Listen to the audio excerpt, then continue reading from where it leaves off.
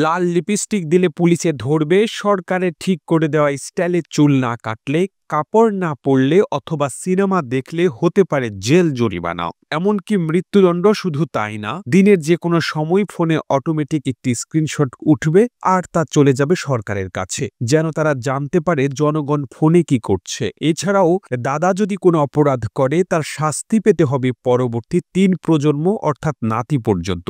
এগুলো শুনতেই হয়তো আপনার দম বন্ধ লাগছে, কিন্তু বাস্তবে উত্তর কোরিয়ার জনগণের দৈনন্দিন জীবন ঠিক এমনই।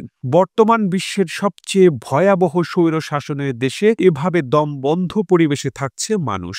চলুন দেখে আসি উত্তর কোরিয়ার মানুষের জীবনের ভয়াবহতা। ১৯৮২ সালে উত্তর কোরিয়ার একটি পলিটিক্যাল প্রিজন ক্যাম্পে জন্ম নেয় একটি ছেলে। বাবা মার নাম রাখলেন শিং ডং ইউ।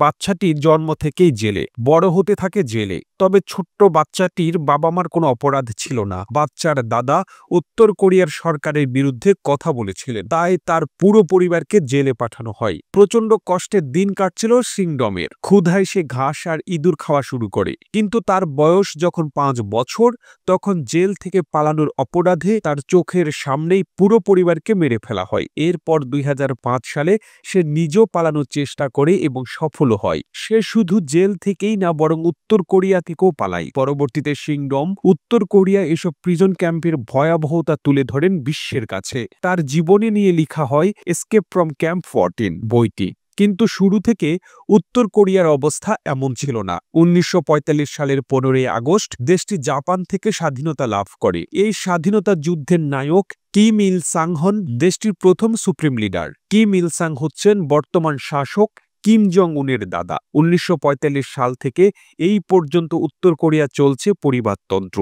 এই পরিবারতন্ত্রকে টিকিয়ে রাখতে দেশের সরকার জনগণের জীবনের ছোট থেকে ছোট বিষয়গুলো নিয়ন্ত্রণ করে। উত্তর কোরিয়ায় হাই স্কুল পর্যন্ত পড়াশোনা ফ্রিতে দেওয়া হয়। সব বাচ্চাদের স্কুলে যাওয়া বাধ্যতামূলক এবং কেউ স্কুলে না গেলে তার জন্য রয়েছে শাস্তি। তবে উচ্চবিত্ত ও সরকারের ঘনিষ্ঠজনদের জন্য কিছু আধুনিক স্কুলও রয়েছে, আর অনলাইনে এসব স্কুলেরই ছবি ভিডিও পাওয়া যাবে, কারণ সরকার বাইরের বিশ্বকেই এগুলোই দেখাতে চায়।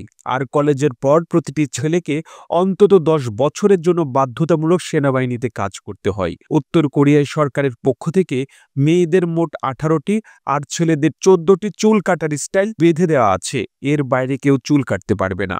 শুধু তাই না, দেশটির সুপ্রিম লিডার কিম জং উনের মতো করে যদি কেউ চুল কাটে তাহলে তাকে দেওয়া হয় মৃত্যুদণ্ড। এছাড়াও সেখানে লাল লিপস্টিক দেওয়া নিষেধ, জিন্স পরা নিষেধ, যে কোনো পশ্চিমা কাপড় পরা নিষেধ।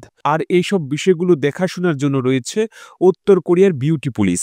এই নিয়মের ব্যতিক্রম পেলে বিউটি পুলিশ সাথে সাথে অ্যাকশনে যায়। উত্তর কোরিয়ায় কোনো ইন্টারনেট নেই, তবে দেশটির নিজস্ব একটি ইন্টারনেট ব্যবস্থা রয়েছে, আর এখানে সরকার যা চায় ঠিক তাই দেখানো হয়। বহির্বিশ্ব সম্পর্কে দেশটিতে কোনো রকম তথ্যই পাওয়া যায় না। দেশটিতে কোনো বেসরকারি টিভি চ্যানেলও নেই। আর সরকারি টিভি চ্যানেলে কোরিয়ার সুপ্রিম লিডারের গুণগান গেয়ে দিন শুরু হয় আর সারাদিন চলতে থাকে সরকারের প্রোপাগান্ডা। দেশটিতে বাহিরের কোনো সিনেমা আর নাটক দেখার কোনো অনুমতি নেই। শুধু যে অনুমতি নেই তা না, কেউ যদি বাহিরের কোনো নাটক সিনেমা দেখে আর ধরা পড়ে, তাহলে তার জন্য রয়েছে ভয়াবহ শাস্তি। কিন্তু তবুও মানুষ অবৈধভাবে বিদেশি সিনেমা আর নাটক পাচার করে।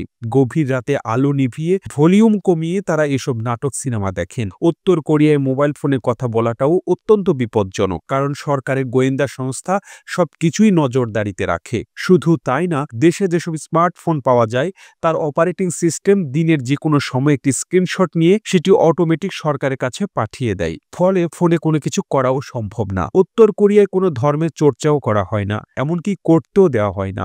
নাগরিকদের বাধ্য করা হয় নাস্তিকতা চর্চায়। যদি কেউ ধর্ম পালন করে তার জন্য রয়েছে শাস্তির ব্যবস্থা। বাইরের কোনো দেশের সাথে সম্পর্ক না থাকায় দেশের অর্থনীতির অবস্থা খুবই খারাপ। পুরুষরা সরকারের নির্ধারিত চাকুরির বাইরে আর কোনো কাজ করতে পারবে না। আর সরকারের যেসব চাকুরিতে যে বেতন পাওয়া যায় তা দিয়ে মাসে ১ কেজি চালও কেনা যায় না। ফলে দেশটির মহিলারা বিভিন্ন ছোটখাটো ব্যবসা পরিচালনা করেন। এগুলো ছাড়াও আরও বহু ভয়াবহ বিষয় রয়েছে দেশটিতে। সরকারের বিরুদ্ধে কেউ কথা বললে বা দেশ থেকে বাইরে যাওয়ার চেষ্টা করলে তাদেরকে রাজনৈতিক বন্দী বানানো হয়। উত্তর কোরিয়া বর্তমানে বিশ্বের সবচেয়ে ভয়াবহ স্বৈরশাসনের দেশ। আমাদের বাংলাদেশকেও হয়তো উত্তর কোরিয়ার মতোই বানাতে চেয়েছিলেন শেখ হাসিনা, কিন্তু দেশের ছাত্র জনতার ঐক্য সেটি সম্ভব হতে দেয়নি। একইভাবে উত্তর কোরিয়ার জনগণও কি পারবে এই এই স্বৈরশাসন ভাঙতে। প্রতিবেদনটি ভালো লেগে থাকলে আপনার ফেসবুকের টাইমলাইনে এখনই শেয়ার করুন। সেই সঙ্গে বিশ্ব বাংলার ফেসবুক পেজটিকে ফলো করুন ও বিশ্ব বাংলার ইউটিউব চ্যানেলটিকে সাবস্ক্রাইব করুন। আর আপনি বাংলাদেশের কোন জেলা থেকে এই ভিডিওটি দেখছেন আমাদের কমেন্ট করে জানান। আমরা পরবর্তী ভিডিওতে আপনাকে ধন্যবাদ জানাতে ভুলব না। এতক্ষণ বিশ্ব বাংলার সাথে থাকার জন্য অসংখ্য ধন্যবাদ।